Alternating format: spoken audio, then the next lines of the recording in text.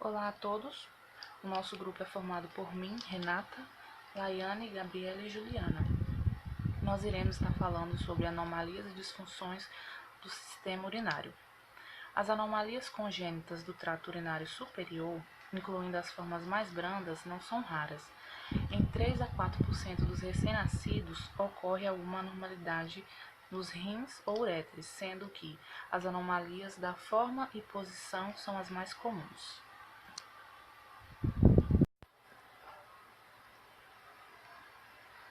Bom, agora vamos falar sobre alguns tipos de anomalias. As anomalias do tamanho. A hipoplasia dos rins é uma patologia anatômica congênita, onde o órgão é histologicamente normal, mas seu tamanho está longe da forma normal. Além das dimensões anormais, o rim reduzido não é diferente de um órgão saudável, sendo capaz de funcionar dentro do seu tamanho miniatura. Essa malformação é caracterizada pelo fraco desenvolvimento de um dos rins. Pode ser de vários tipos e ter várias consequências.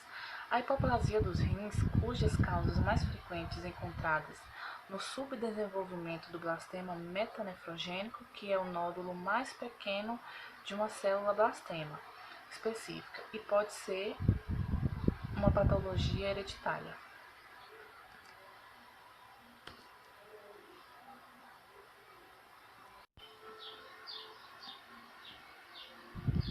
Dando continuidade, agora vamos falar sobre as anomalias da forma. Tem dois tipos de anomalia da forma. A primeira é a rinha enferradura, que é uma malformação caracterizada pela fusão de ambos os rins ligados entre si por uma ponte de tecidos renal que os une pelos polos superiores ou inferiores e que passa pela veia aorta e da veia cava. Como vocês podem observar na imagem, eles são ligados tanto pela parte inferior ou superior. Devido a essa malformação, os rins costumam ficar mais próximos da linha média e por vezes mais baixos que o normal. Provoca uma rotação anômala dos uréteres, favorecendo eventuais obstruções ou drenagem da urina. O rim enferradura é a anomalia renal mais comum e mais encontrada entre os homens. E vamos ter outro tipo de anomalia, que vai ser a anomalia em panqueca, que é uma anomalia que caracteriza os rins literalmente em panqueca, que é os rins formam uma massa única mediana situada na cavidade pélvica ou ao nível da bifurcação aórtica, de aspecto, como podem ver, achatado, não uniforme, lobulado, com o sistema coletor anteriorizado e uréteres curtos, que drenam em orifícios independentes ou em uréter único. Sua irrigação sanguínea também é anômala e tem um fator de risco para o comprimento vascular renal, desde uma simples gestação até traumas pélvicos.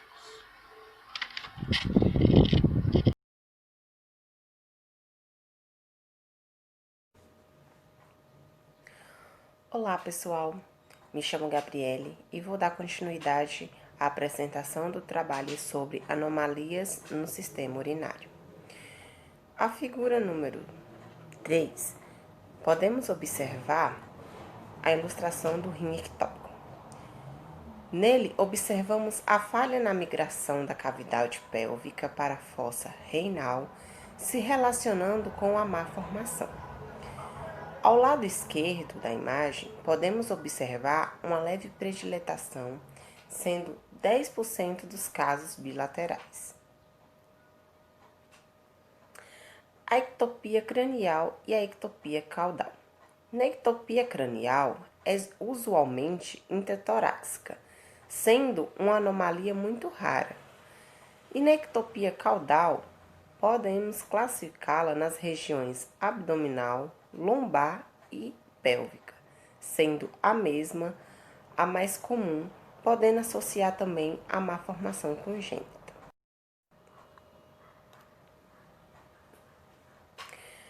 Na ectopia renal congênita, a posição mais baixa do rim é acompanhada de uma ureter mais curta, de vasos renais com origem ectópica e algum grau de malformação no sistema coletor, que torna essa condição mais suscetível a refluxo, infecções, litíase e quadros obstrutivos. Não deve ser confundido com um rim anormal, móvel, nem com um rim pitópico. A ectopia simples, o rim está do mesmo lado em que se originou. A localização pélvica, a mais comum, está associada à ausência de sua morfologia habitual, pois o rim é frequentemente mal rotacionado e tem a sua imagem superposta aos ossos da bacia, dificultando a sua identificação. Já na ectopia renal cruzada, se dá quando dois rins se encontram colateral à inserção de uma ureter na bexiga urinária. O seu rim ectópico quase sempre tem a ureter mais curta e, portanto, situação mais baixa em relação ao rim normal, que podem exibir grau variado de pitose e de vício de rotação. O rim normal pode manter-se separado do rim ectópico ou formar massa única com ele. Quando em fusão, 85% dos casos podem ser identificados em diversas formas de apresentação, sendo mais comum a fusão do polo superior do rim ectópico com o polo inferior do outro. Nas anomalias de rotação, a migração do rim, desde a cavidade pélvica até o seu sítio lombar definitivo, ocorre simultaneamente com a sua rotação no plano longitudinal. À medida que migra cefalicamente, cada rim sofre uma rotação medial de aproximadamente 90 graus. E os hilos se orientam para a linha média, alinhados e voltados um para o outro anteromedialmente. É importante estabelecer um correto diagnóstico a fim de excluir outras condições patológicas que podem produzir distorção similar dos rins. A má rotação dos rins é comumente associada a um rim ectópico ou em fusão, além da possibilidade de obstrução parcial da pélvica e ureter dos rins. Pode ocorrer em ambos os rins e observam-se mais a rotação incompleta e a não rotação quando comparada aos outros subtipos. Raramente ocorre uma subrotação, dispondo o hilo renal voltado para o dorso. Bem, eu me chamo Juliana e vou estar falando para vocês sobre anomalias de número. A genesia renal, como provável causa multifatorial, é definida como a ausência de tecido renal secundária à falha da embriogênese, podendo ser uni ou bilateral. Bastante frequente, com a incidência aproximada de 1 a cada 1000 nascimentos. As suas consequências são muito graves. De fato, esta insuficiência provoca graves problemas logo durante a gestação, pois a ausência de urina provoca escassa produção de líquido amniótico, no qual o feto flutua no interior da mãe. O rim supranumerário, esta rara anomalia, caracteriza-se pelo desenvolvimento de um terceiro rim. O rim supranumerário é extremamente raro e pode se situar em qualquer um dos lados. Esse rim não mantém qualquer comunicação com os dois normais e situa-se por baixo, com vascularização independente.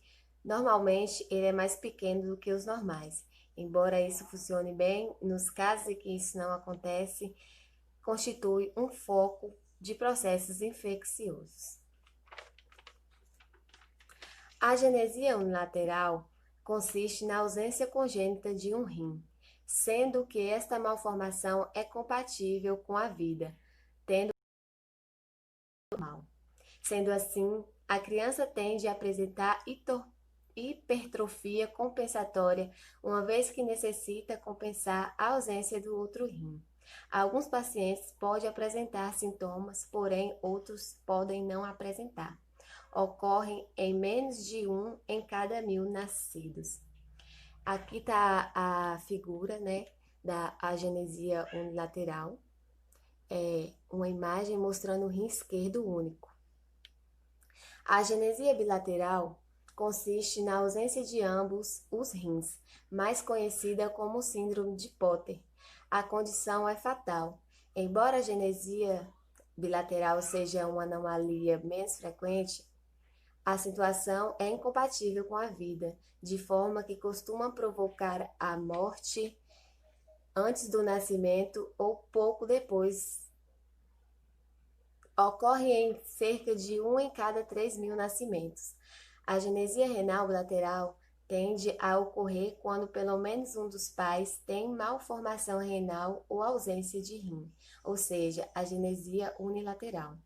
Está associada à síndrome de Potter, que refere-se à física atípica de um feto ou recém-nascido causado pela oligomia em útero.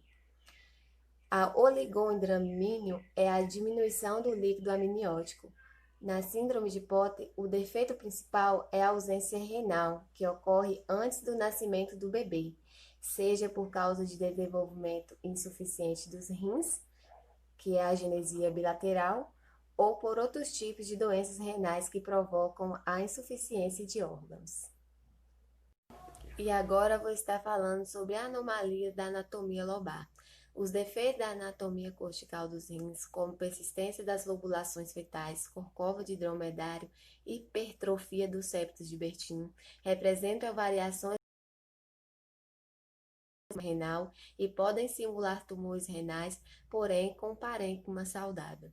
O que são lobulações fetais? É uma anormalidade de forma, sendo a irregularidade de contorno renal, sem perda da função do mesmo.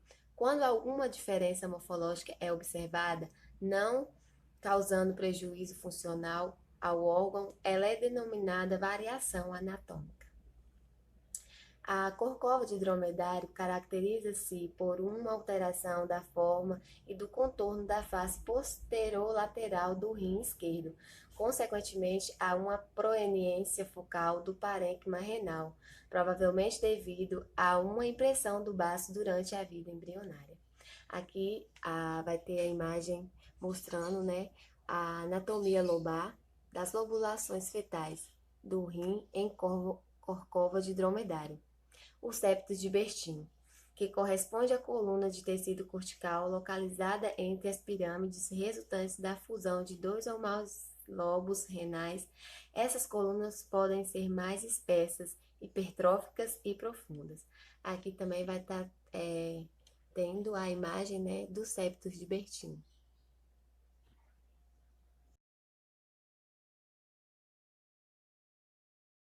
Oi, sou a Laiane. Vou falar sobre a anomalia dos cálices das papilas e a anomalia da pelve renal e do uréter. Primeiro, vou falar sobre a anomalia dos cálices da papila. O divertículo pielocalicinal é uma cavidade cística revestida de urotélio, situada no interior do parênquima renal e que pode ser adquirida ou congênita, mais comum, e única ou múltipla.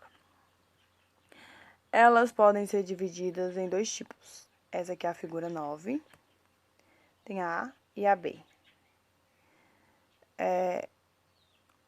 A, o mais frequente, é representado por lesões menores que acometem os cálices menores e que estão próximos à região do polo renal superior. A B, menos frequente e de localização central dos rins, está relacionada à pelve renal ou cálices maiores. Os divertículos menores são normalmente assintomáticos e achados incidentais aos exames de imagem. Os divertículos maiores geralmente são sintomáticos e a estase urinária favorece o surgimento de infecção urinária e a formação de cálculos. E o próximo, enquanto a incidência de divertículos calicinais é baixa, a frequência da formação calculosa associada ao divertículo é alta.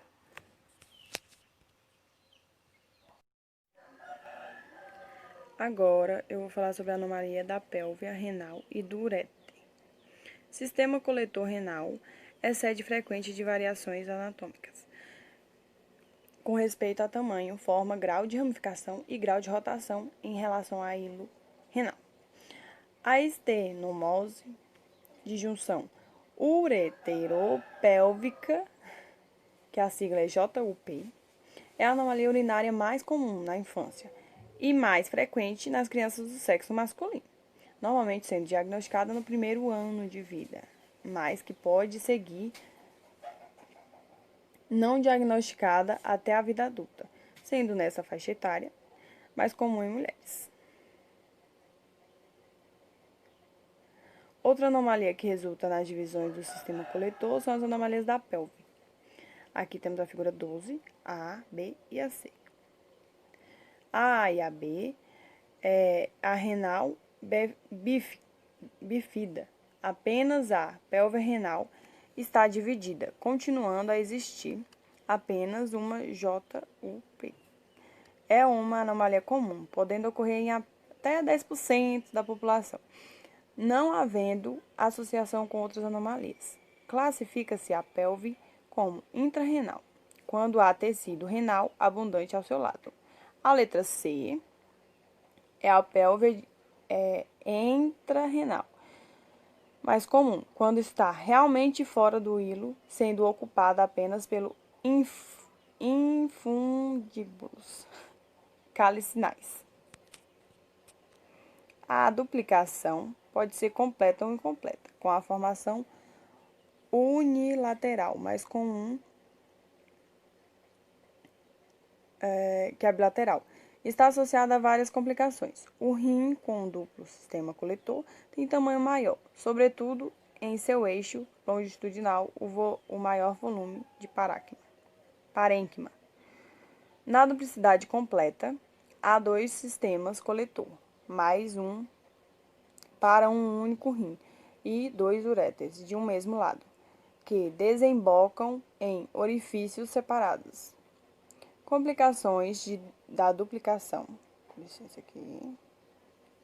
Complicação da duplicação completa. Inclui infecções refluxo vesicoureteral e obstrução de JUP.